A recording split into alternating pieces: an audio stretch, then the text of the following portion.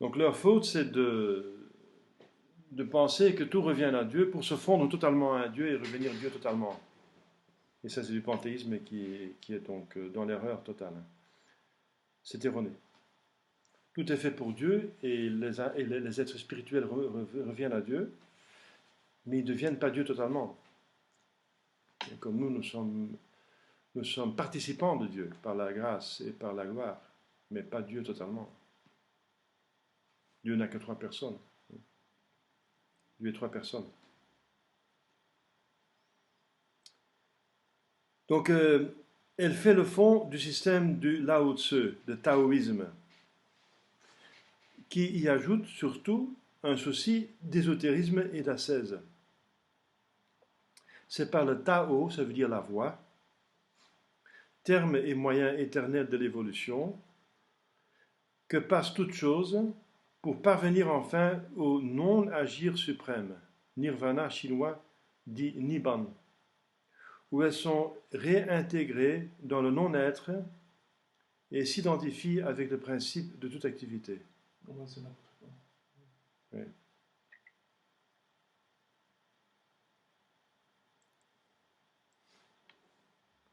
Voilà, donc c'est un petit peu, ils vont un petit peu dans la même erreur que les Indiens, n'est-ce pas? Il y avait quand même une distinction.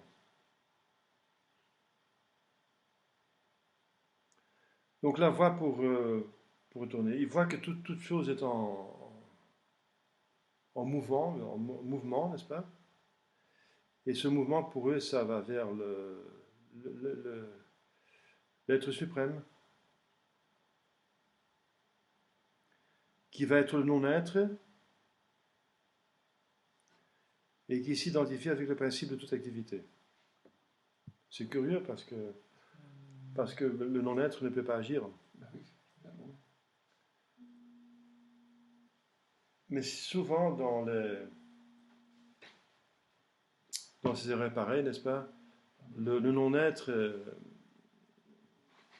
est considéré comme on a vu l'autre fois, n'est-ce pas, comme l'être suprême qu'on ne peut pas connaître. Dans ce sens, il est non-être. Parce il n'est pas quelque chose qu'on peut connaître, donc il n'est pas ceci, il n'est pas cela, il n'est pas lumière, il est beaucoup plus que la lumière.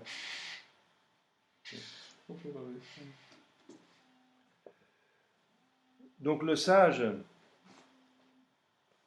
imitateur de Tao, se retranche de toute chose, car la voix, qui a pourtant produit les êtres, ne participe pas à leur mouvement.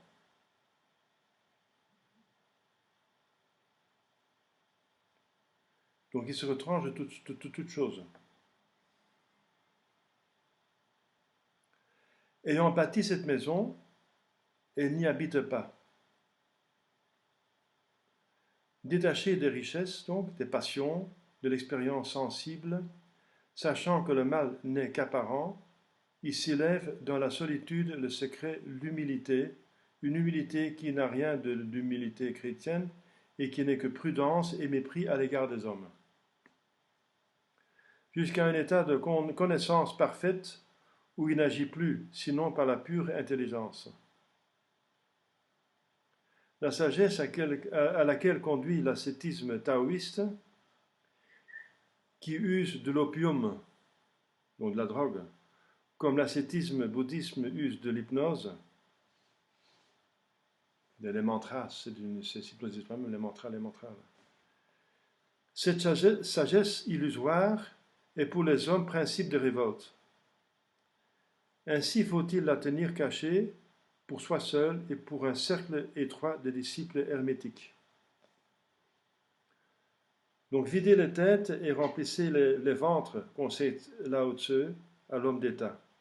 Débiliter les esprits et fortifier les os. Instruire le peuple, c'est ruiner l'État. Instruire le peuple, c'est ruiner l'État. Voilà, donc le taoïsme a des éléments de vérité et des erreurs. Les erreurs sont considérables. Hein. Donc ils n'ont pas compris la destinée de l'homme.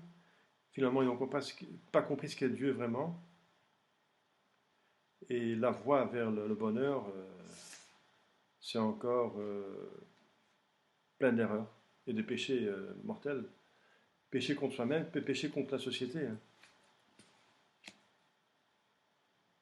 Quant à Confucius, Kung Fu Tzu,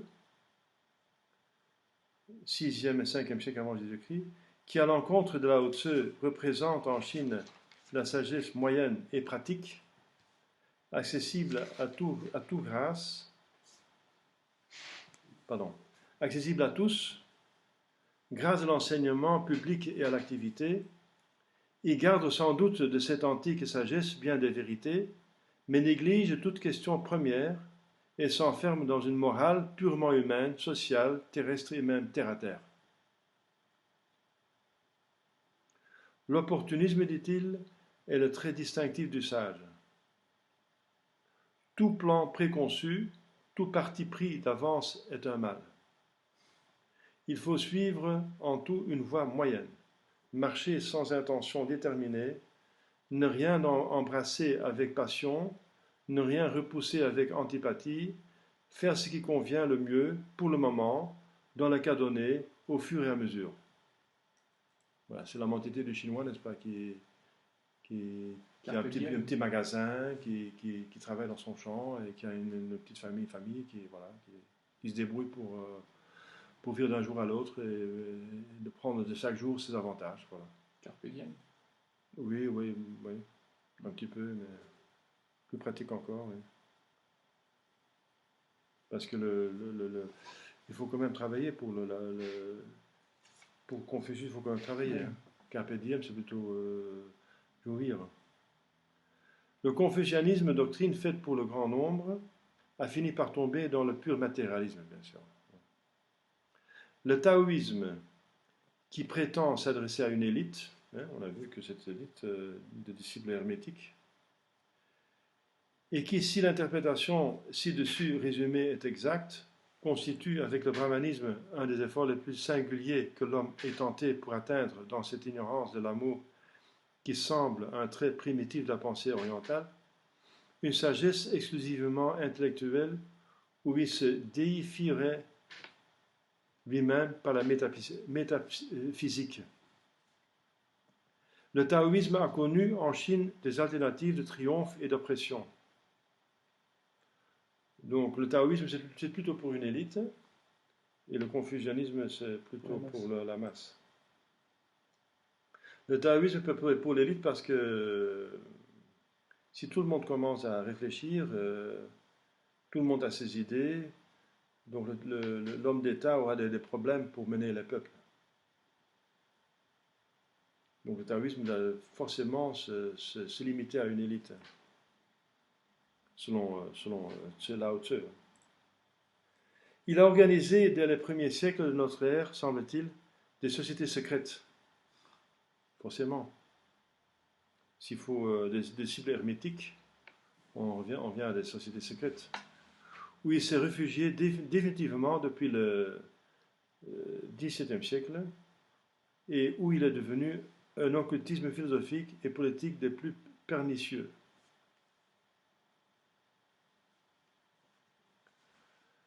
Nous voyons, par cette brève revue historique, quelle importance ont dans la vie de l'humanité les sages et la sagesse humaine.